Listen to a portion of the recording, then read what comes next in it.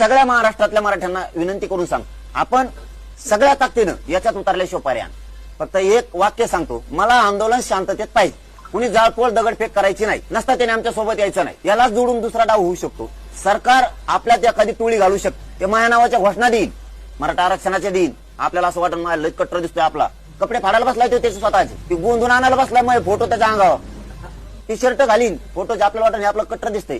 आणि नंतर म्हणून देवेंद्र फडणवीस ऐकत नाही, सरकार ऐकत नाही, घाला गोटे. ते सरकारने पाठवलेली टोळी असू शकते, लक्षात ठेवा.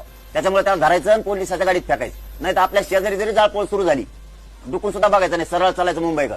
ते उद्योग बघ म्हणाय तिकडे, ते कोणी देऊ, आपण त्याच्यात घुसायचं नाही. माझ्या संघ येणाऱ्या बांधवांनी एकाने सुद्धा जाळपोळ दगडफेक करायची नाही. तुम्हाला काही हे नाही का आरक्षण पाहिजे, दगड मारले तरी आरक्षण पाहिजे, शांततेत आरक्षण पाहिजे. तुम्हाला आरक्षण देतो ना, तुम्हाला काय करायचं, मिळणारं 70 वर्षातलं आरक्षण दिलं ना शांततेनं.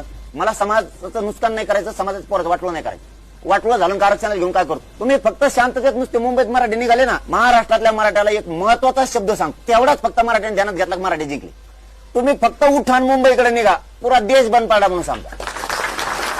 ऑटोमॅटिक काहीच करायचं नाही, नुसतं चालायला लागायचं, मांडी घालून बसायचं. देश बंद पाडा, देश, महाराष्ट्राने देश बंद पाडला. एवढी ताकद मराठ्याच्या, दगड हाणायची गरज नाही.